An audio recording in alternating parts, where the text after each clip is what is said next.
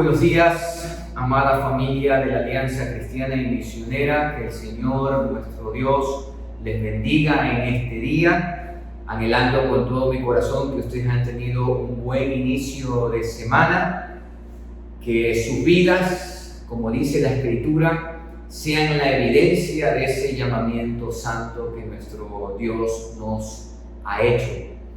Que en todas las labores que ustedes hacen, que en todos los roles que desempeñamos en medio de esta sociedad en la que vivimos, puedan tener el sello, la aprobación de nuestro buen Dios, tal y como dice la palabra, que todo lo que nosotros hagamos, sea de hecho o de palabra, sea hecho en el nombre del Señor, sea hecho como para el Señor y no para los hombres.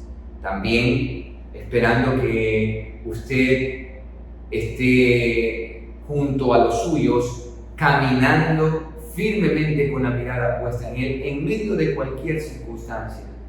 Que el gozo del Señor, que es nuestra fortaleza, fruto del Espíritu Santo en la vida de todo hombre o mujer que vive en la plenitud de Él, se vea reflejado en nuestro diario caminar. Siempre enseño en cualquier oportunidad que tengo para compartir la palabra, que el gozo, a diferencia de la felicidad, es permanente. El gozo tampoco depende de las circunstancias. El gozo depende de la certeza, de la confianza, de la seguridad, basado en la persona de Dios y, por supuesto, en las promesas que Él nos ha hecho de que estará con nosotros todos los días. Podemos tener esa firme seguridad, podemos tener esa plena confianza, y a partir de allí, de la persona de Dios, las circunstancias que vivamos, por más difíciles que éstas sean, podrán ser asumidas con una perspectiva distinta, con una perspectiva de eternidad, sabiendo que Dios las usa para su gloria y para su honra. Recuerde que cada uno de nosotros hemos sido escogidos, hemos sido redimidos, hemos sido santificados para la alabanza de la gloria de su gracia. Y también muy agradecido con el Señor por todo este tiempo que nos ha dado, en que perseverantemente hemos venido orando, clamando por las diversas necesidades de las familias de la Alianza Cristiana y Misionera, por supuesto del resto de denominaciones hermanas, necesidades de nuestro país, necesidades del continente, necesidades del mundo entero. Hemos estado desempeñando, desarrollando nuestro rol sacerdotal, que es el de interceder por el mundo. Y bien, en esta mañana vamos a tener nuestra lectura bíblica, como ya es de su conocimiento. Vamos a abrir nuestras Biblias en la primera carta de Juan, no el Evangelio, en la primera carta de Juan, el capítulo 2. Allí va a estar concentrada la lectura bíblica en esta mañana. Hijitos míos, estas cosas os escribo para que no pequéis. Y si alguno hubiere pecado, abogado tenemos para con el Padre, a Jesucristo el justo. Y Él es la propiciación por nuestros pecados, y no solamente por los nuestros, sino también por los de todo el mundo. Y en esto sabemos que nosotros le conocemos, si guardamos sus mandamientos. El que dice yo le conozco y no guarda sus mandamientos, el tal es mentiroso, y la verdad no está en él. Pero el que guarda su palabra, en este verdaderamente el amor de Dios se ha perfeccionado. Por esto sabemos que estamos en Él. El que dice que permanece en Él debe andar como Él anduvo. Hermanos, no os escribo mandamiento nuevo, sino el mandamiento antiguo que habéis tenido desde el principio. Este mandamiento antiguo es la palabra que habéis oído desde el principio. Sin embargo, os escribo un mandamiento nuevo, que es verdadero en Él y en vosotros. Porque las tinieblas van pasando y la luz verdadera ya alumbra. El que dice que está en la luz y aborrece a su hermano, está todavía en tinieblas. El que ama a su hermano permanece en la luz, y en él no hay tropiezo. Pero el que aborrece a su hermano está en tinieblas, y anda en tinieblas, y no sabe a dónde va, porque las tinieblas le han cegado los ojos. Os escribo a vosotros, hijitos, porque vuestros pecados os han sido perdonados por su nombre. Os escribo a vosotros, padres, porque conocéis al que es desde el principio. Os escribo a vosotros jóvenes porque habéis vencido al maligno. Os escribo a vosotros hijitos porque habéis conocido al Padre. Os he escrito a vosotros, padres, porque habéis conocido al que es desde el principio. Os he escrito a vosotros jóvenes porque sois fuertes y la palabra de Dios permanece en vosotros y habéis vencido al maligno. No améis al mundo ni las cosas que están en el mundo. Si alguno ama al mundo, el amor del Padre no está en él. Porque todo lo que hay en el mundo, los deseos de la carne, los deseos de los ojos y la vanagloria de la vida no proviene del Padre, sino del mundo. Y el mundo pasa y sus deseos, pero el que hace la voluntad de Dios permanece para siempre. Hijitos, ya es el último tiempo, y según vosotros oísteis que el anticristo viene, así ahora han surgido muchos anticristos. Por esto conocemos que es el último tiempo. Salieron de nosotros, pero no eran de nosotros. Porque si hubiesen sido de nosotros, habrían permanecido con nosotros. Pero salieron para que se manifestase que no todos son de nosotros. Pero vosotros tenéis la unción del Santo y conocéis todas las cosas. No os he escrito como si ignoraseis la verdad, sino porque la conocéis y porque ninguna mentira procede de la verdad. ¿Quién es el mentiroso sino el que niega que Jesús es el Cristo? Este es anticristo, el que niega al Padre y al Hijo. Todo aquel que niega al Hijo tampoco tiene al Padre. El que confiesa al Hijo también tiene al Padre. Lo que habéis oído desde el principio permanezca en vosotros. Si lo que habéis oído desde el principio permanece en vosotros, también vosotros permaneceréis en el Hijo y en el Padre. Y esta es la promesa que Él nos hizo, la vida eterna. Os he escrito esto sobre los que os engañan. Pero la unción que vosotros recibisteis de Él permanece en vosotros y no tenéis necesidad de que nadie os enseñe, así como la unción misma os enseña todas las cosas y es verdadera y no es mentira. Según ella os ha enseñado, permaneced en Él. Y ahora, hijitos, permaneced en Él, para que cuando se manifieste tengamos confianza para que en su venida no nos alejemos de Él avergonzados. Si sabéis que Él es justo, sabed también que todo el que hace justicia es nacido de Dios. Seguramente alguna vez usted en su caminar, en el tiempo de vida que usted lleva, tuvo que realizar alguna prueba para situación. Por ejemplo, es muy común que cuando usted piensa ingresar a una de las entidades de lo que corresponden las Fuerzas Armadas, llámese la Fuerza Aérea, la Fuerza Terrestre o la Fuerza Naval, incluso en la policía, seguramente usted realizó alguna disciplina deportiva. Bueno, seguramente la mayoría de nosotros hemos tenido que rendir una prueba para sacar nuestra licencia, que hoy es muy común realizar esa prueba. Entonces, cada uno de nosotros hemos tenido que enfrentar a lo largo de nuestra vida pruebas que garanticen, o que valga la redundancia, prueben que estamos aptos para realizar esa labor. Y esto no es discriminatorio para nada, es simplemente una evidencia de que estamos aptos para ello. Bien, con esto a modo de introducción, el apóstol Juan en esta primera carta, específicamente en el capítulo 2, nos puede ayudar a nosotros a tener en cuenta algunas pruebas que garanticen, que muestren que realmente Dios nos ha salvado, que realmente somos sus hijos, que realmente estamos en la fe, que verdaderamente, porque como usted pudo haber notado en el capítulo 2, Juan repite en este capítulo tan solamente muchas veces la palabra verdadero, verdad, verdaderamente. Entonces, ¿cómo nosotros podemos saber, cómo nosotros podemos estar seguros de que estamos en la verdad, de que permanecemos en Él? Bien, en este capítulo 2 hay 5 pruebas de que un hombre o una mujer son hijos de Dios, o tomando en cuenta lo que dice Juan, que tienen la unción del Santo, refiriéndose al Espíritu Santo. ¿Cuáles son esas pruebas? Bueno, la primera es lo que llamo la prueba de la obediencia. En el verso 3, Juan dice, y en esto sabemos que nosotros le conocemos, si guardamos sus mandamientos. El que dice, yo le conozco y no guarda sus mandamientos, el tal es mentiroso, y la verdad no está en él. Pero el que guarda su palabra, en este verdaderamente el amor de Dios se ha perfeccionado. Por esto sabemos que estamos en él. La prueba de la obediencia. Juan usa la palabra guardar, que es sinónimo de obedecer, que es sinónimo de prestar atención.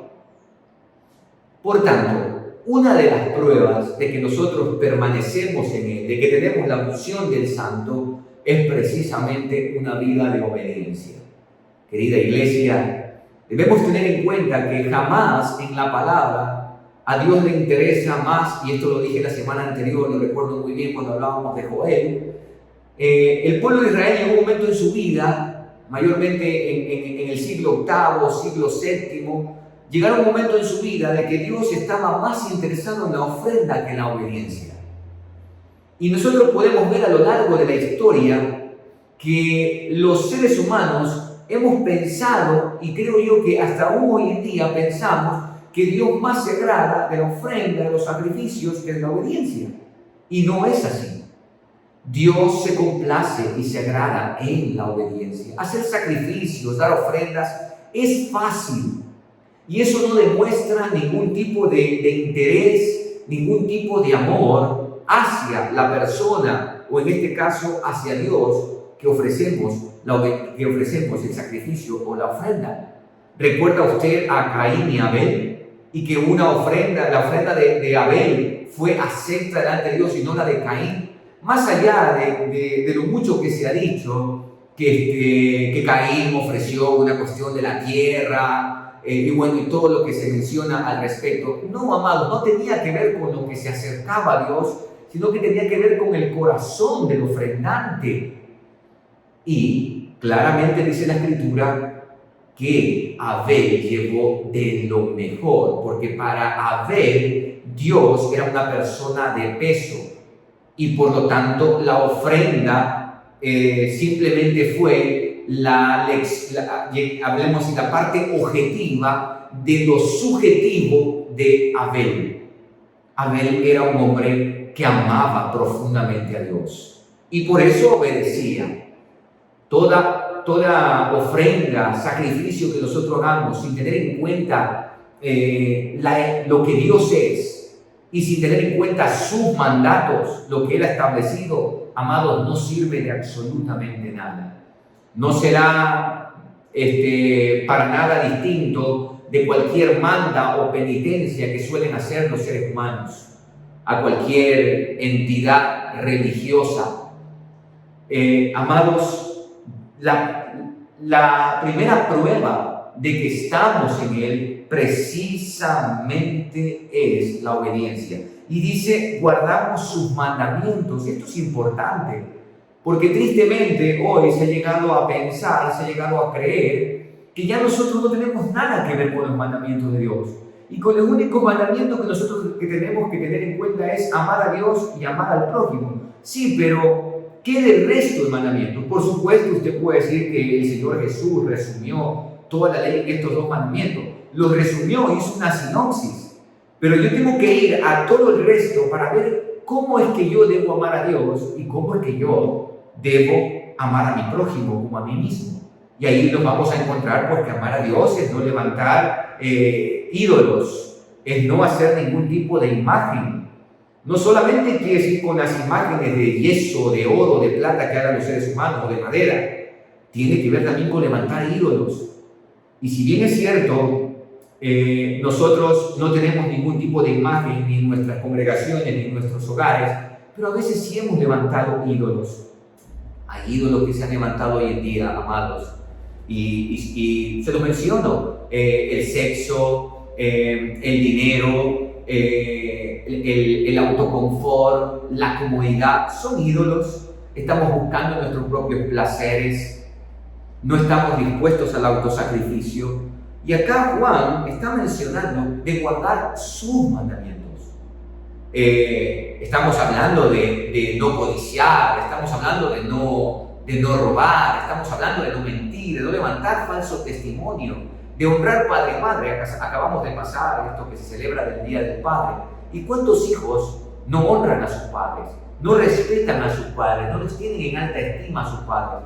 Y no obstante, pueden que estén dentro de nuestras congregaciones, de nuestras comunidades, incluso liderando algunos, pero con un sentir hacia sus padres no menos que el de los fariseos, que decían: es Corbán, es mi ofrenda a Dios con lo que yo pudiera ayudarte.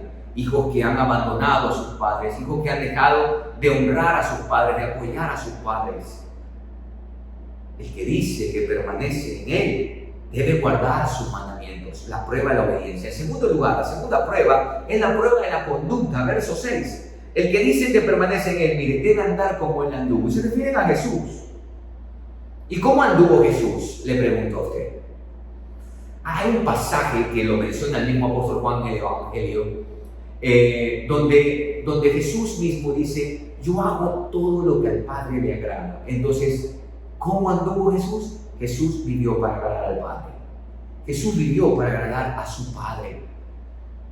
Y Él nos enseñó, se convierte en el modelo perfecto, en el paradigma de que la vida de los hijos de Dios es precisamente para agradar a Dios. Por eso es que Pablo, cuando escribe a los Efesios, dice: sed pues imitadores de Dios como hijos amados.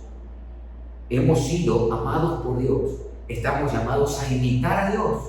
Y aquí Juan dice que el que dice que permanece en Él, usted puede decir muchas cosas, usted puede decir que es salvo, que es salva, usted puede decir que permanece en Él, usted puede decir que lo ama, usted puede decir lo que quiera, pero ahí no está la evidencia, ¿sí? La evidencia está en que usted debe de vivir la prueba de la conducta, usted debe conducirse, usted y yo debemos conducirnos en este mundo como Él anduvo. Y tomando las palabras de Pedro, Jesús nunca hizo maldad, ni se halló engaño en su boca. Él anduvo haciendo bienes a todos. Entonces se nos manda a nosotros a andar, a vivir como Él anduvo, lleno del Espíritu Santo, viviendo la plenitud de Dios, agradando a Dios. La conducta del Señor Jesús manifestaba su profundo amor y agrado hacia el Padre. Y Pablo también. Miren que Pablo dice: porque si yo agradara a los hombres, no sería siervo de Jesucristo. Él entiende también que la vida, la manera como nos conducimos, debe tener como énfasis el agradar sola y exclusivamente a Dios. ¿Y cómo le agrada a Dios? ¿Cómo sabemos que le agradamos a Dios? Pues si andamos como Jesús anduvo. Todo lo que Jesús dice, la manera como Él vivió, pues es la manera como a Dios le agrada. Así que no tenemos que preguntarnos si tal o cual acción agrada o no agrada a Dios. Pues tenemos su palabra, tenemos sus mandamientos. Es muy fácil saber cuando yo agrado a Dios. Es muy fácil saber que cuando yo no cedo a la tentación de hablar mal de otro, yo estoy agradando a Dios. Es fácil saber que yo agrado a Dios cuando yo me someto a Él, a lo que dice su palabra. Cuando yo llevo todo pensamiento cautivo a su obediencia, yo puedo saber que agrado a Dios. La prueba de la conducta. La tercera prueba es lo que llamo la prueba del amor. Dice allí el verso 7: no les escribo un mandamiento nuevo, por supuesto, porque es un mandamiento antiguo. Viene desde allá, está en el libro de Deuteronomio. Lo has tenido desde el principio. Este mandamiento antiguo es la palabra que ustedes han oído desde el principio. Y recuerden que a Juan le interesa mucho en el principio. Desde el Evangelio dice: en el principio era el Verbo, y el Verbo era con Dios. Empieza esta primera carta diciendo lo que era desde el principio. A Juan le interesa mucho de todo lo que es desde el principio. Así que desde el principio Dios enseñó a amar. Sin embargo, dice Juan, os escribo un mandamiento nuevo que es verdadero en Él y en vosotros, porque las tinieblas van pasando y la luz verdadera ya alumbra. ¿Y cuál es este mandamiento nuevo? Verso 9. Verso 10. El que ama a su hermano permanece en la luz y en él no hay tropiezo. Pero verso 11 dice, pero el que aborrece a su hermano está en tinieblas y anda en tinieblas y no sabe a dónde va, porque las tinieblas le han cegado los ojos. Hermanos queridos, el amor, que de hecho es algo que Juan también toma la palabra del Señor Jesús en el Evangelio, ¿cuál es la señal característica de aquellos que somos discípulos del Señor? Pues precisamente es la del amor. En esto conocerán todos que son mis discípulos si tienen amor los unos por los otros. No quiero detenerme a hablar del amor porque esto sería también bastante tiempo que ocupar. Solamente aquí el amor que se está refiriendo es ese amor de Dios que ha sido derramado en nuestro corazón por el Espíritu del Santo de nuestra ciudad. Y si por alguna razón usted tiene resentimientos, amargura o odio por alguien, por su hermano, por su hermana, amados, usted tiene que solucionar eso, porque aquí dice que por más que usted diga que permanece en la luz y usted aborrece a su hermano, aborrece a su hermana, usted está en tinieblas y no puede ver, porque las tinieblas le han cegado los ojos. Y hay que pedirle al Señor que nos dé entendimiento, que nos alumbre los ojos de nuestro entendimiento para que podamos ver la oscuridad en la que estamos, queridos. Y es algo muy triste porque todo esto causa división, cosa que no agrada a Dios. Si usted tiene todo esto en su corazón,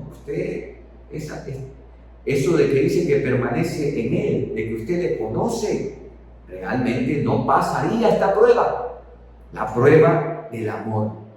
Porque el que ama a su hermano permanece en la luz, mire, y en Él no hay tropiezo.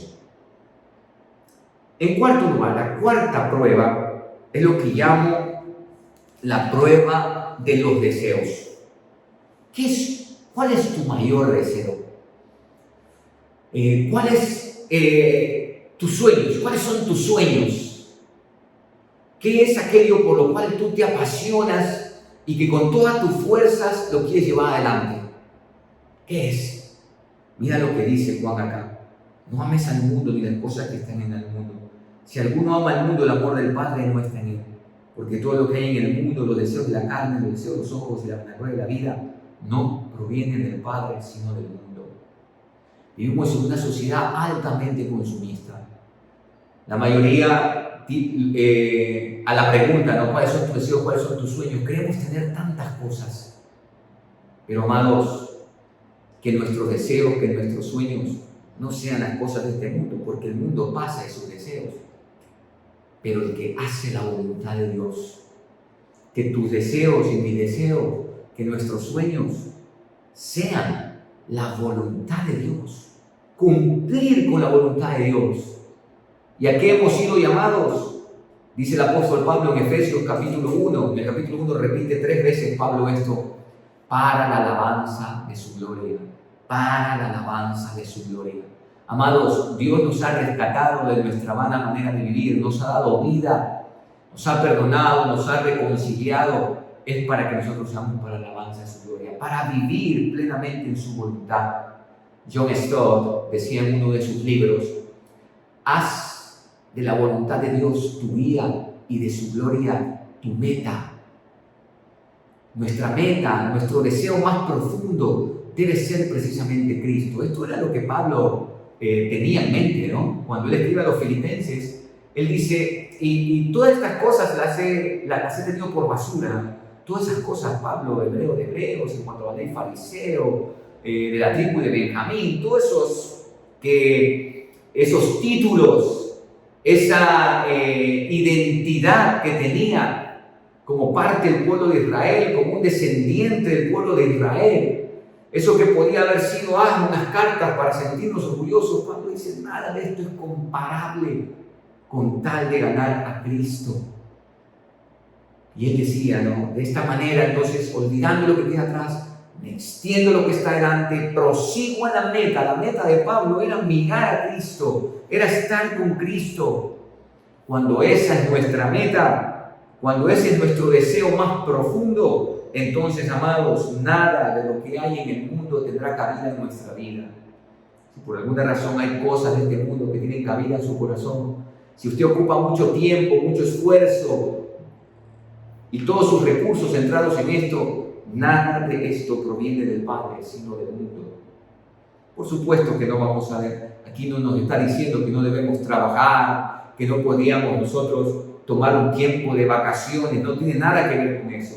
Me refiero a que esto no debe ser la principal meta de nuestra vida, sino todo absolutamente tiene que ver con la voluntad de Dios para nosotros. El que hace la voluntad de Dios, dice, permanece para siempre. Hasta hay una promesa, hasta hay una gratificación, ¿sí?, por el hecho de hacer la voluntad de Dios, permanecer para siempre. Y por último, la quinta prueba, la prueba de la justicia. Mira que a partir del verso 18, él va a hablar de los anticristos y todo esto, y nuevamente va a decir que no hay necesidad de que nadie los enseñe, porque la unción con la cual hemos sido sellados nos enseña todo esto que hemos mencionado. Y podemos tener confianza de que cuando Él venga no nos dejemos de avergonzados. Y dice el verso 29, si sabes que Él es justo, sabe también que todo el que hace justicia es nacido de Él. Una vida justa. Posiblemente usted se pregunte, ¿qué es una vida justa? Pues, amados, la justicia de Dios tiene que ver con la voluntad de Dios. Sus leyes son justas. Él es justo y su ley es justa. Entonces es vivir en su ley. Hay tanto que aprender de esos 613 mandamientos contenidos en lo que conocemos como la ley, o lo que los judíos conocen como la Torá. ¿Usted ha escuchado? Hay tanto que aprender allí.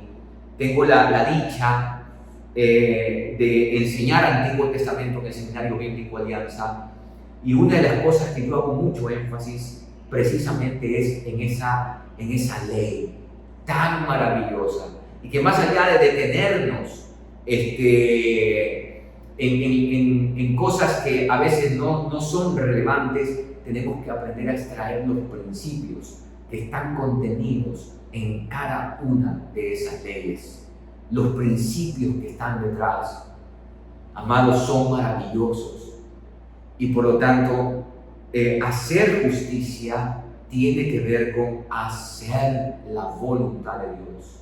El hombre justo, la mujer justa en las Escrituras, es aquel que confía en Dios, que permanece en Dios y por lo tanto hace su voluntad. Confía plenamente en que lo que Dios dice es bueno, es agradable y es perfecto. Entonces ahí están las 5 pruebas: la de la obediencia, la de la conducta, la del amor, la de los deseos, la meta que hay en tu vida, y la de la justicia. Te pregunto, después de haber analizado todo esto, ¿cómo terminaría tu examen? O si nos tuviésemos que enfrentar hacia hoy día mismo ante el Señor, y Él nos hiciera la prueba de la obediencia, la conducta, el amor, de nuestras metas y de la justicia, ¿cómo terminaría esa entrevista con Él?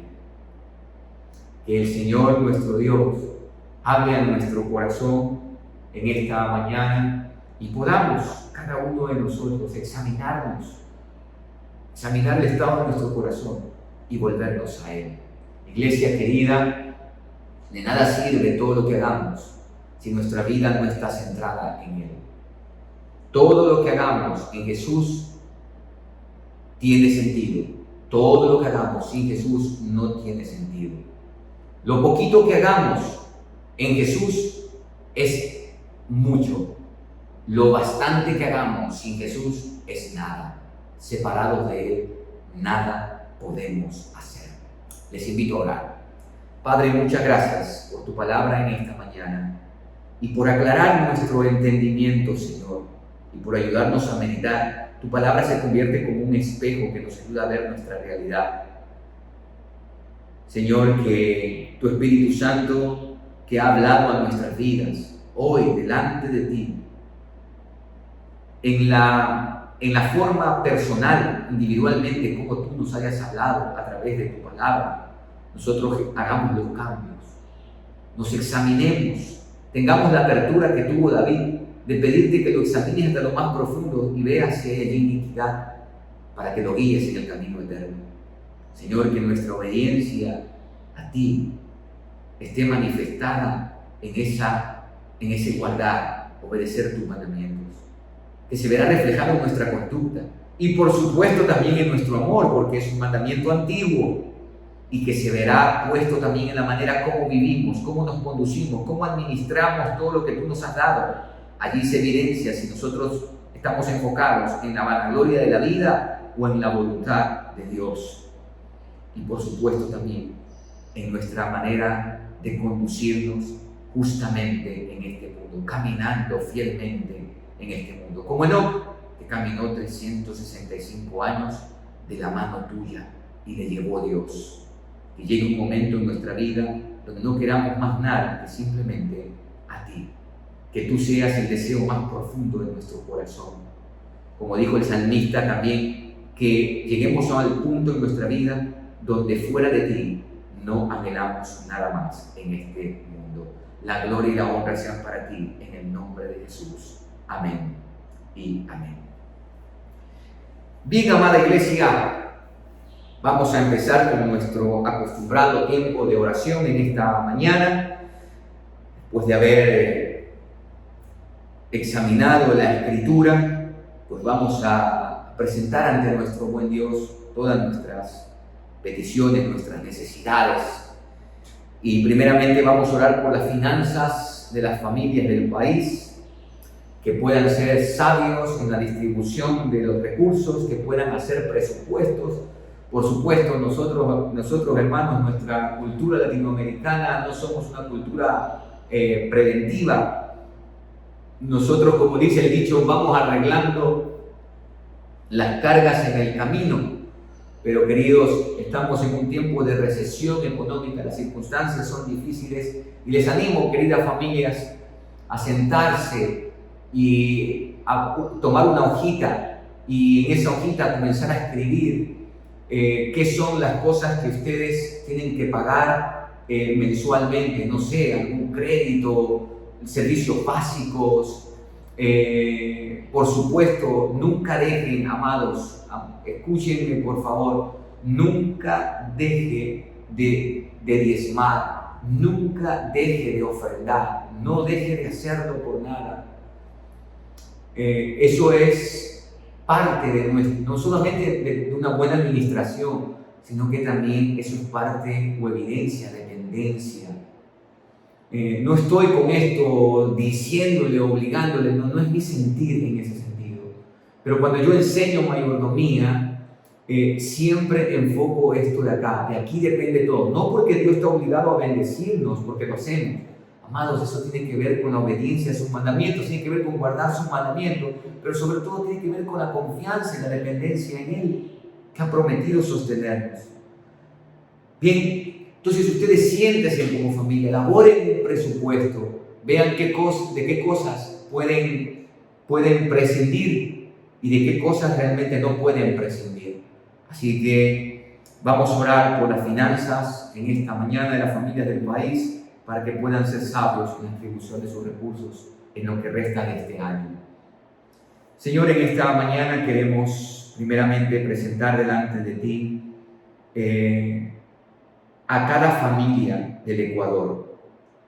Señor, las situaciones de las familias son lamentables en un gran porcentaje.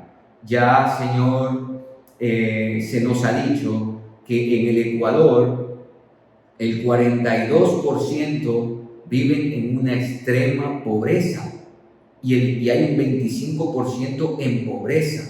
Es decir, que las 3/4 partes del país hay pobreza.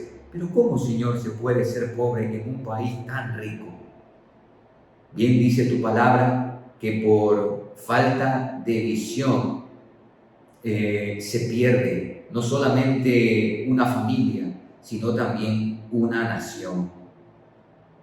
Sin visión hay desenfreno, sin visión hay despilfarro.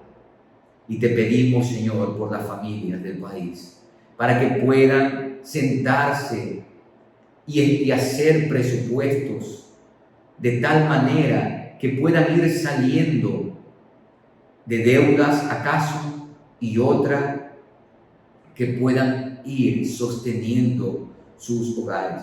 A veces, Señor, somos pobres, pero en mentalidad. Y te pedimos en el nombre de Jesús que tú tengas misericordia. Y oro por las familias del país que te conocen, que te conocemos.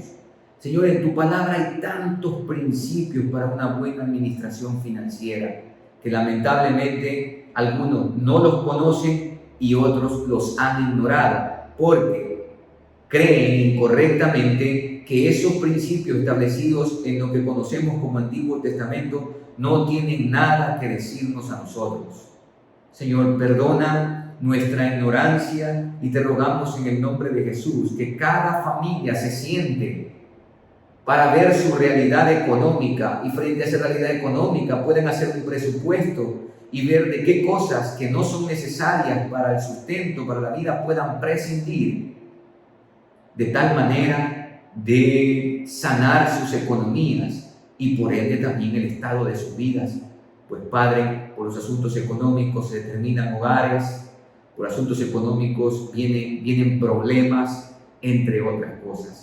Y te pedimos en el nombre de Jesús por esto, Señor. Sana las economías de las familias del país. Por supuesto que muchas de estas familias dependen de un buen manejo económico también en nuestro país. Y te pedimos de antemano que tú bendigas al presidente y especialmente a aquellos que están encargados de las políticas financieras, como es el Ministerio de Finanzas. Te pedimos, Señor, desde ya por estas reformas fiscales que harán, tributarias, y que, Señor, sean conscientes de que el 75% del país está pobre y que sean muy conscientes de esto para que las políticas que establezcan sean en pro de ayudar a que los que están en extrema pobreza por lo menos bajen esos niveles y suban a la pobreza. Y aquellos que están en pobreza, Señor, que puedan avanzar. Que generen trabajo, que generen emprendimientos, que apoyen los emprendimientos, de tal manera de poder avanzar, de poder crecer y sanar las economías de las familias del país y por ende también de esta nación. En el nombre de Jesús. Amén y amén. En este segundo tiempo, queridos, vamos a orar por los presidentes de los distritos. Vamos a orar por cada uno de los comités de trabajo en los diferentes distritos, que el Señor los fortalezca espiritual y físicamente y los guíe en todas las actividades. Señor, en esta mañana ahora queremos rogarte por los presidentes de cada uno de los distritos de la Iglesia Evangélica Ecuatoriana, Alianza Cristiana y Misionera. Te queremos rogar, Señor, que tú los bendigas a cada uno de ellos y sus familias. Gracias por la vida del pastor Dani Pinargote allá en el oriente. Gracias por la vida del pastor Robert Pacha. Gracias por la vida del pastor Nello Pin. Gracias por la vida del pastor Luis Esteves. Gracias por la vida, Señor, del pastor Ramón Vicente. Los ponemos delante de ti, Señor, que tú los guardes, que tú los continúes usando, que tú los bendigas. Señor, gracias por la vida de Patricio Pérez. También, Señor, te rogamos que los guíes, que los fortalezcas y que ellos puedan servir a las iglesias en los diferentes distritos en donde se encuentran. Bendice también a los que forman parte de las directivas de los distritos, a cada vicepresidente, tesorero y el vocal. Señor, que también te sirvan de buena gana, no teniendo señorío, sino siendo servidores, Señor, a tu iglesia. Que tú los fortalezcas espiritualmente, que tú les des fortaleza física también, que tú guíes cada una de las actividades que hacen en los distritos y que las iglesias también asociadas los reciban como sus hermanos, los reciban, Señor, como sus consiervos y podamos, Padre, conocer la realidad de todas las iglesias asociadas, así como también de las obras en los diferentes lugares de nuestra nación. Oramos por los pastores, oramos por los ministros encargados. Te pedimos, Padre, en el nombre de Jesús, que nos sigas guiando y fortaleciendo hasta que todos lleguemos a la unidad de la fe, como dice tu palabra. Gracias, Padre, porque sabemos que tú lo harás y sabemos que tú harás mucho más abundantemente lo que nosotros pedimos en esta mañana y aún de lo que nosotros esperamos. En el nombre de Jesús. Amén y amén. Hermanos queridos, en este tercer tiempo vamos a orar por la Junta Directiva Nacional, por cada uno de los miembros. Oremos por el pastor David Mutre, por su familia, que Dios le siga dando fortaleza, sabiduría en toda labor que se ejerce. Yo tengo el privilegio, hermanos, y la grandísima responsabilidad delante del Señor y por supuesto delante de ustedes de estar en la Junta Directiva Nacional, y realmente cuando uno está desde afuera no entiende muy bien la realidad o qué es la labor que hace la Junta Directiva. Pero hermanos, al haber estado adentro, quiero decirles que es una labor sumamente fuerte. Y sobre todo, si bien es cierto, 7 formamos parte de la Junta Directiva Nacional, pero realmente, hermanos, en la práctica, sobre quien recae la mayor responsabilidad es el pastor David Mutre. Y oren por él, oren por su familia, oren que el Señor le siga manteniendo humilde, manso, que le dé sabiduría, que le dé fortaleza espiritual y física para toda la situación que tenemos que vivir, para las decisiones que hay que tomar. Es triste, querida iglesia, cuando se tiene que intervenir una congregación por diferentes situaciones. Y es más triste aún cuando los pastores que son intervenidos en estas congregaciones actúan de una manera muy carnal. Yo he tenido que vivir esas situaciones y he aprendido del pastor David, he aprendido de mis consiervos de la Junta Directiva Nacional, porque uno como joven realmente uno es un poquito más loco, ¿no? Y a veces sí queremos decir todo lo que queramos decir. Pero he aprendido lo que es la prudencia, he aprendido lo que es la paciencia, y doy gracias a Dios por ello. Así que oremos por la Junta Directiva Nacional. Padre, nos acercamos a ti ahora con mucha humildad, de la gran responsabilidad que recae sobre los hombros de la Junta Directiva Nacional, y especialmente, Señor, por el pastor David Mutre. Yo puedo decirlo, Señor, el privilegio de que él fue mi maestro en las aulas del seminario, de que él ha sido mentor en esta labor pastoral. Tengo la dicha de estar junto a él sirviendo en la Junta Directiva Nacional y poder seguir aprendiendo de su vida. Te agradezco por el pastor David. Y te pido, Señor, que bendiga a su familia, a su esposa, la hermana Isabel, que bendiga a sus hijos. Gracias por la vida de cada uno de ellos, orando que tú los guardes, que tú los bendigas a ellos en sus labores. Oramos que tú les proporciones a toda la familia de fortaleza, que les guardes de todo mal, que les libres de toda tentación. Te rogamos también, Señor, para que tú le proveas al pastor David Mutre fortaleza física y espiritual, que le concedas sabiduría de lo alto para la toma de decisiones, y a toda la Junta Directiva Nacional. Gracias por la vida del pastor Medardo Díaz, por la vida del pastor Nello Pin, gracias por la vida del pastor Miguel Mendoza, del pastor Luis Solís, gracias por Luis Moreno, y también, Señor, por mi vida, que nosotros podamos ser instrumentos tuyos para ayudarle a ver al pastor David o afirmar la directriz que tú le has dado. Señor, que nos des un mismo sentir como Junta Directiva Nacional en los asuntos que requieren ser tratados, en la toma de decisiones que muchas veces son duras, son difíciles, son dolorosas, pero hay que tomarlas, Señor. Y a veces, tristemente, somos tenidos, y en especial el pastor David, como personas crueles, como personas sin compasión, entre otras cosas. Y Señor, no conocen muchas veces el estado del corazón, no conocen el dolor, el desgarro que existe por causa de lo que sucede en las iglesias asociadas. Podríamos decir, como dijo el apóstol Pablo, que no solamente son los conflictos desde adentro que se experimentan, no solamente son los conflictos en la iglesia local que tenemos que afrontar, sino también, Señor, la carga por todas las iglesias asociadas de la Alianza Cristiana y Misionera, para lo cual te pedimos, Señor, que nos des a la pastoral de la Alianza ese mismo sentir. Somos una sola familia, una sola alianza. Que no nos dividamos, Señor, por cuestiones secundarias, sino que nos des un mismo sentir. Ayúdanos, Señor. Gracias por la Junta Directiva Nacional. Gracias por el privilegio de servir allí, de aprender de mis mayores. Bendición para cada uno de ellos, Padre, en el nombre de Jesús. Amén y amén.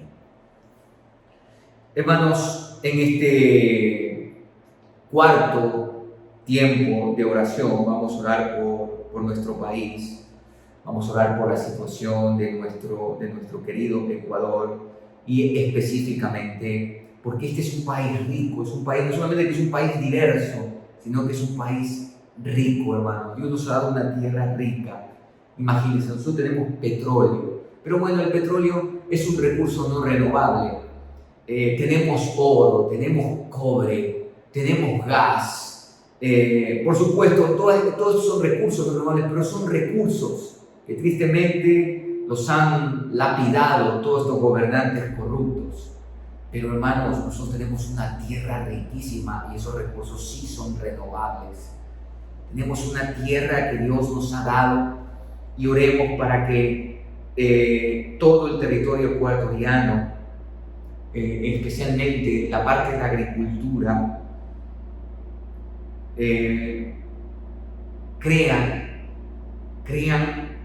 creen, mejor dicho, nuevas fuentes de trabajo. Allí hay, hermanos. Y oremos para que el gobierno ecuatoriano, las autoridades que están a cargo de esto, Ministerio de Agricultura, Ganadería, de Pesca, puedan generar, puedan hacer explotar y expandir todos los recursos que nosotros tenemos, de tal manera que nuestro país y la familia principalmente puedan salir de la pobreza. Oremos. Señor, queremos agradecerte por nuestra tierra, esta tierra que tú nos has dado. Yo siempre, Señor, soy orgulloso de ser ecuatoriano. No anhelo ninguna otra nacionalidad. Así como soy orgulloso de ser ecuatoriano, soy altamente orgulloso de ser llamado tu hijo y ser parte de la ciudadanía del reino de los cielos. Eso no tiene comparación alguna con nada. Pero tú nos has permitido nacer en esta tierra, tierra que amamos, tierra en la que servimos, Señor. Y estamos convencidos de que nuestra tierra es rica. Tú lo has permitido así.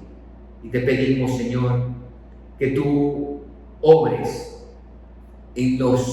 desde el campesino, Padre, pero mayormente en las autoridades, Ministerio de Agricultura, Ganadería y Pesca, para que ayuden, Señor, con capacitación, con incentivos económicos, con todo lo que tiene que ver con los abonos, para que nuestra tierra, Señor, se la aproveche, y que tú, que eres el que hace crecer el fruto necesario para el sustento, Señor, continúes bendiciendo nuestra tierra. Padre, tu palabra dice que en la casa del pobre hay abundancia de pan, pero se pierde por ignorancia. Nuestros agricultores hacen las cosas empíricamente, pero si el Estado se preocupa de esto, si el Estado vuelve su mirada y puede incentivar de tal manera de muchas cosas industrializarlas, Señor, podríamos tener de aquí a no muchos años ser muy fuertes en todo lo que tiene que ver con la agricultura, con la ganadería, con la pesca. Te damos gracias, Padre, y ponemos todo esto en tus manos en el nombre de Jesús.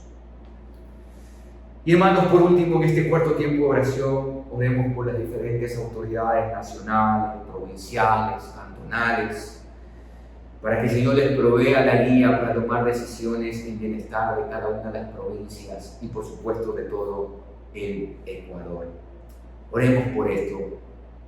Señor, queremos en esta mañana pedirte por las autoridades nacionales, presidente, vicepresidente, todo su gabinete ministerial. Oramos por la Asamblea Nacional, por los legisladores.